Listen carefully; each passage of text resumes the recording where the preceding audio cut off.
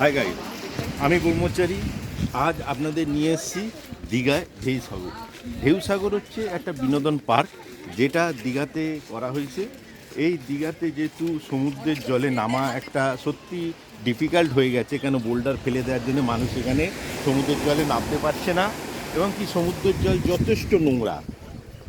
এর ফলে মানুষ যে আনন্দ এখানে যে টাইম পাস করবে, সেটা খুবই একটা অসুবিধার মধ্যে পড়ে যাওয়ার জন্য এই ঢেউসাগরটাকে তৈরি করা হয়েছে।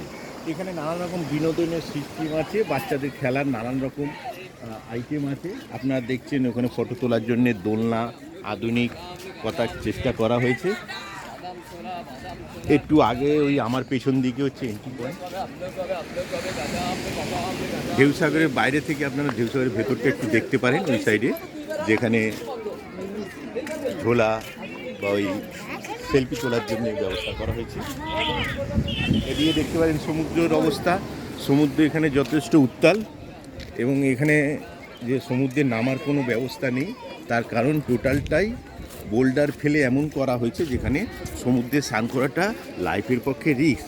তো আপনারা অবশ্যই এখানে আসুন আর এই ঢেউসাগরে মজা নিন আর আনন্দ উপভোগ করুন। আর অবশ্যই আমার চ্যানেলটাকে সাবস্ক্রাইব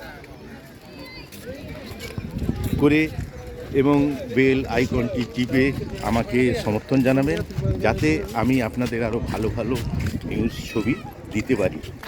তো গাইস, আনন্দ করুন ও এনজয় করুন ঢেউসাগর দীঘা।